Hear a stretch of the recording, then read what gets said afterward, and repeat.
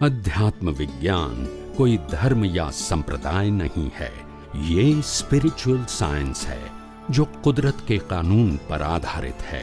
ये विज्ञान पूरे ब्रह्मांड के सभी रहस्यों को उजागर करता है और जीवन के सभी पहलुओं को समझने के लिए एक नई दृष्टि देता है। इसी को आर्ट ऑफ विजन कहते हैं, दुनिया को देखने की एक नई दृष्टि, जो अध्यात्म विज्ञानी परम पूज्य स्वामी श्री कमलेशानंद जी के निर्देशन में सनातन सत्य का अनुसंधान कर हमारे जीवन को प्रकाशित करे। जय सच्चिदानंद। हमारे सब जीवों की जो खोज है वो शाश्वत सुख प्राप्त करने की है। सबकी इच्छा शाश्वत सुख प्राप्त करना यही है।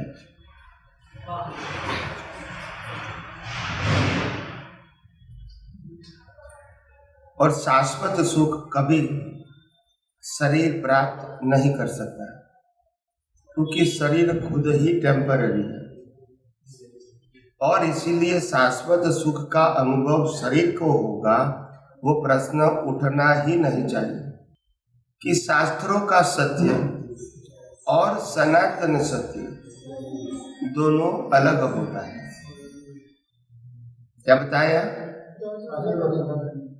शास्त्रों का सत्य और सनातन सत्य दोनों क्या होता है? अलग।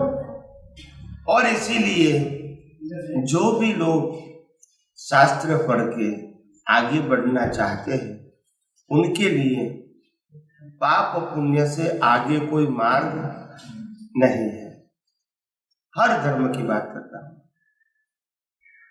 आगम पढ़ के कोई महावीर नहीं बन सकता, गीता पढ़ के कोई कृष्ण नहीं बन सकता, और रामायण पढ़ के कोई राम नहीं बन सकता।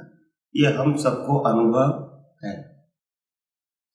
यानी किताब पढ़ के वो रूप हो जाएंगे, वो प्रश्न ही नहीं। मगर किताबों के अंदर जो भी बताया गया है वो धार्मिक पुरुषों ने, महापुरुषों ने एक अच्छी नियत के साथ लिखा गया है, जिसमें मानवता और पाप पुण्य की बात आ जाए, ताकि लोग धर्म का अनुसरण करें।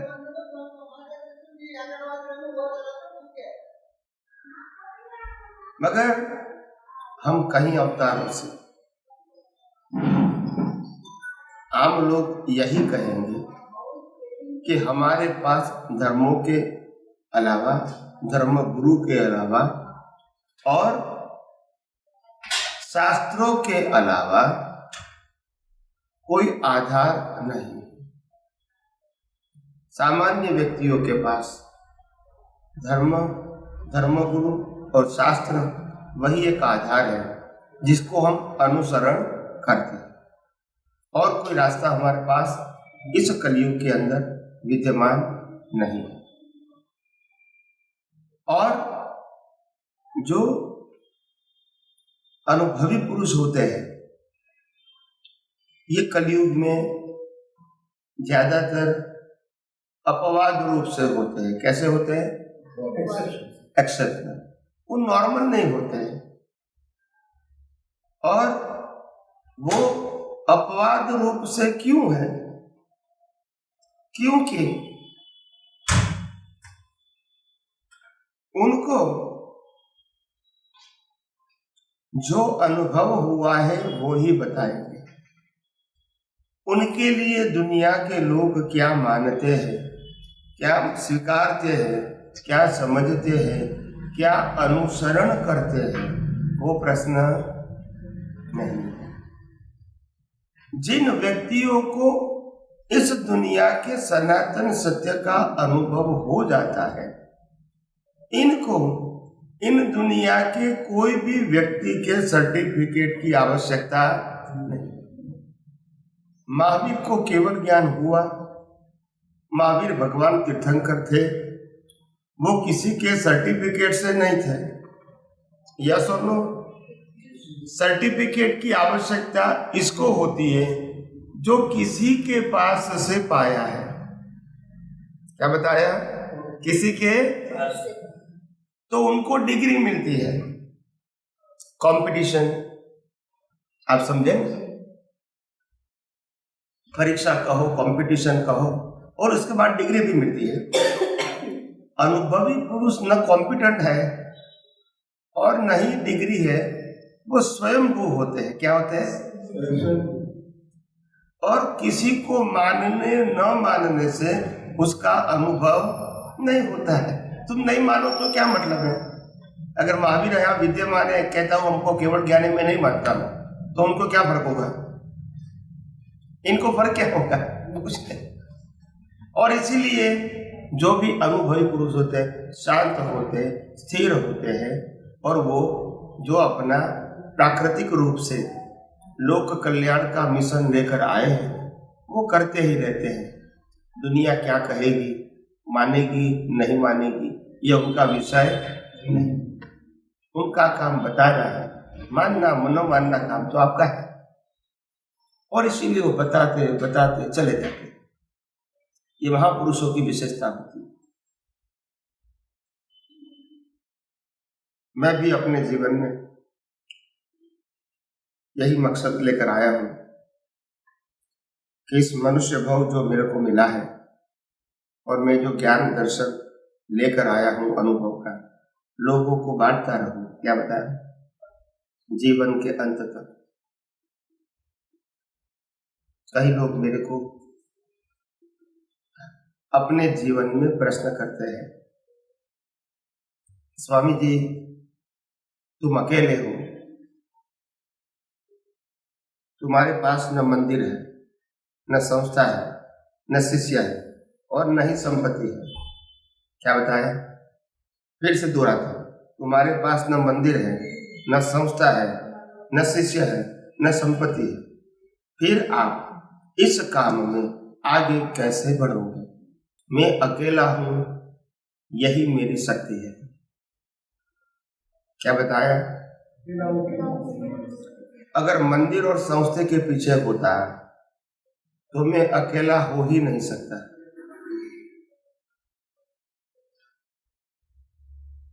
अगर शिष्य बनाता तो मैं जिम्मेदारी से बाहर निकल ही नहीं सकता। निकल सकता हूं? अगर शिष्य बनाता तो जिम्मेदारी से बाहर। समझ में आया? और पैसा नहीं है और पैसे के लिए नहीं है तो कोई कंपाउंड की आवश्यकता है?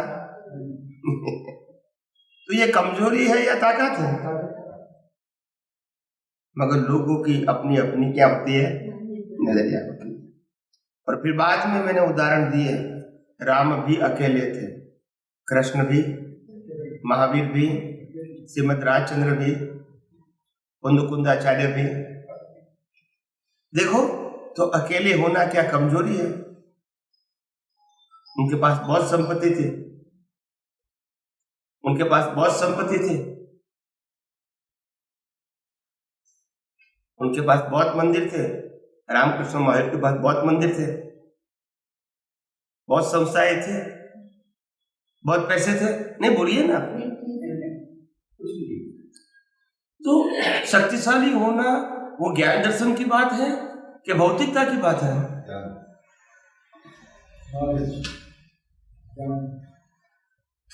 आप समझे ना? भौतिकता के साथ ज्ञान दर्शन की कंपैरिजन हमारे ऋषि मुनि पहले जमाने में जो हुआ करते थे, जंगलों में पहाड़ों में रहते थे, हवा पानी और वनस्पति से जीते थे, और पूरे ब्रह्मांड का संशोधन वहीं बैठ के करते थे। उनके पास था न मंदिर था, न संस्था थी, न शिष्य था, न पैसे थे। हाँ या ना? तो क्या अकेला होना कमजोरी है? ये आपकी या आम जनता की सोच हो सकती है। एनीवे, तो इसी प्रकार से ये भारतवर्ष के अंदर कहीं सदियों से इस प्रकार से धार्मिक मार्ग जो रिलेटिव सत्य के ऊपर आधारित है। कौन से सत्य के ऊपर? उसी के आधार पे ही मार्ग चलता है। और इसीलिए कोई भी धर्मगुरु ने सनातन सत्य की बात बताने की कोशिश तक नहीं किया, क्योंकि इनका पूरा जीवन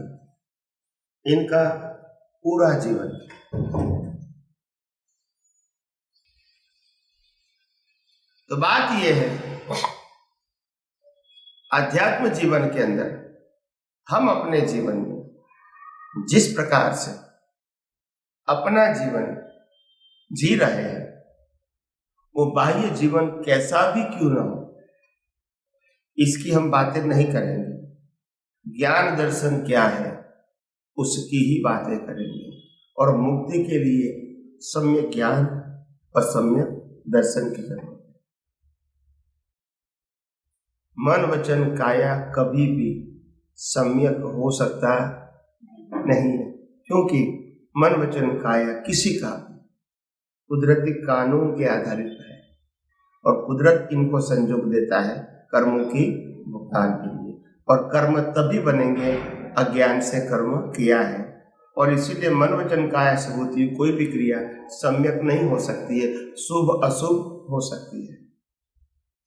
सम्यक शब्द दृष्टि से जुड़ा है, क्रिया से नहीं। और इसीलिए हमारे शास्त्रों में भी लिखा गया है, सम्यक ज्ञान दर्शन चारित्राणि मोक्ष मार्ग। सम्यक ज्ञान दर्शन चारित्राणि मोक्ष मार्ग। सम्यक ज्ञान दर्शन और चारित्र ही मुक्ति का मार्ग है, और कोई मार्ग मुक्ति का नहीं हो सकता। तो इसीलिए यह अध्यात्म विज्ञान जो स्पिरिचुअल साइंस है, वो सनातन सत्य के ऊपर आधारित है। किसके ऊपर आधारित है? वो सनातन सत्य था, है, और ये सनातन सत्य कुदरत और कुदरती कानून के ऊपर आधारित है। और कुदरत का मतलब होता है 6 सनातन तत्व। 6 सनातन तत्व।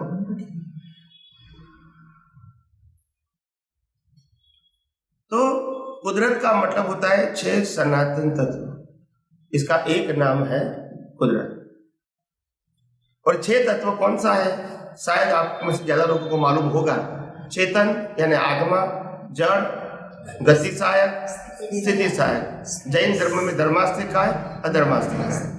5वां तत्व समय तत्व, और 6ठा तत्व स्पेस, आकाश। बस 6 तत्व से दुनिया बनी है। ये दुनिया 6 तत्वों से बनी है, 6 तत्वों से ही चलती है। ये मन वचन काया 6 तत्वों से बना है और 6 तत्वों से चलता है। और इसीलिए शास्त्रों में लिखा पिंडेशो और ब्रह्मांडेशो, क्योंकि पिंड और ब्रह्मांड में तत्व रूप से कोई अंतर नहीं। ब्रह्मांड में जो तत्व के रूप में है, पिंड में वो अवस्था के रूप में, मगर वही 6 तत्व है, मगर वो अवस्था के रूप में है। समझ में आया? अवस्था का मतलब होता है उत्पन्न होना और नाश होना, मगर तत्व कभी उत्पन्न और नाश नहीं होता है। तो इसीलिए कुदरत का मतलब होता है 6 सनातन तत्व, और सनातन का मतलब होता है उसकी उत्पत्ति और नाश, और वो परिवर्तन भी, उनकी क्वालिटी वही की वही है। तो 6 सनातन तत्वों का एक नाम है कुदरत, मगर आम जनता को समझ में नहीं आया, इसीलिए कहा ये भगवान ने बनाया दुनिया। क्या बताया? जब समझ में नहीं आएगा तो वही कहेगा। जब भगवान शब्द बोल दिया तो आगे प्रश्न करने की जरूरत नहीं रहेगी। तो सभी धर्मगुरुओं ने भी भगवान बोल दिया, मगर वास्तव में भगवान ने बनाया है ही नहीं। 6 तत्वों से बना था और बना ही रहेगा। अवस्था परिवर्तन होगी, तत्व में बदलाव कभी प्लस माइनस नहीं होगा। तो 6 तत्व का एक नाम है कुदरत। और ये दुनिया जो हमको परिवर्तनशील दिखती है, मूविंग। ये कुदरती कानून से होता है। कैसे होता है? दिन होना, रात होना, ठंडी होना, गर्मी होना, बारिश होना, अमास होना, पूनम होना, भर्ती होना, ओट होना और कर्म का फल भी मिलना, ये सब कुदरती कानून से चलता है, किसी की मर्जी से। जो कानून हमको लगता है कर्मों के भुगतान के लिए, वो ही कानून रामकृष्ण महावीर को भी। और इसीलिए इस दुनिया में पैदा हुआ कोई भी व्यक्ति कुदरती कानून से ऊपर नहीं हो सकता। तीर्थंकर है या चक्रवर्ती है, वासुदेव है या प्रतिवासुदेव, कोई उससे ऊपर नहीं हो सकता। इंद्र महाराजा भी कुदरती कानून से ऊपर नहीं हो सकता। यानी 14 राजलोक कुदरती कानून से चलता है। क्या बताया? 6 देवलोक, 1 मध्यलोक और 7 नरकलोक, उसका टोटल हुआ 14। तो 14 राजलोक में पूरा संचालक किसका है? कुदरती कानून का। कोई इंसान का कानून नहीं। ये कानून के मुताबिक जब दुनिया चलती है, इसीलिए ज्ञानी भगवंत फरमाते हैं कि ये कुदरत और कुदरती कानून के आधार से, कुदरत यानी 6 तत्व और कुदरती कानून यानी लॉ ऑफ नेचर, इसके माध्यम से जो अवस्थाएं बनती है, ये भी अवस्था है, इसको कहते हैं कुदरती रचना। क्या कहते हैं? दिन होना, रात होना, ठंडी गर्मी होना, बारिश होना, पूनम और अमास होना, हमारे कर्मों के फल की भुगतान होना, ये सब कुदरती रचना है। किसकी रचना है? और कुदरती रचना को जब हम कर्ता के रूप में देखते हैं, मैंने किया, आपने किया, मैंने किया, आपने किया, बस यही अज्ञान का कुदरत हमको दंड देती है। नहीं समझ में आया? क्रिया का दंड नहीं मिलता है,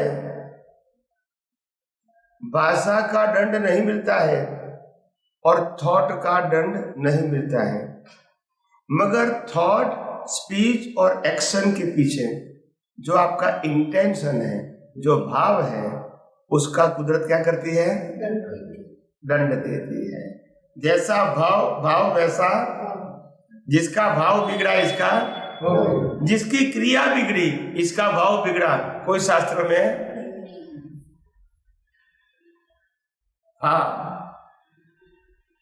और भाव क्यों बिगड़ते हैं?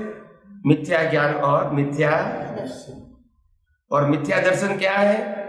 ये दुनिया जो देखती है, इसमें मैंने किया, आपने किया, मेरा है, तेरा है, ये मिथ्या ज्ञान, मिथ्या दर्शन है।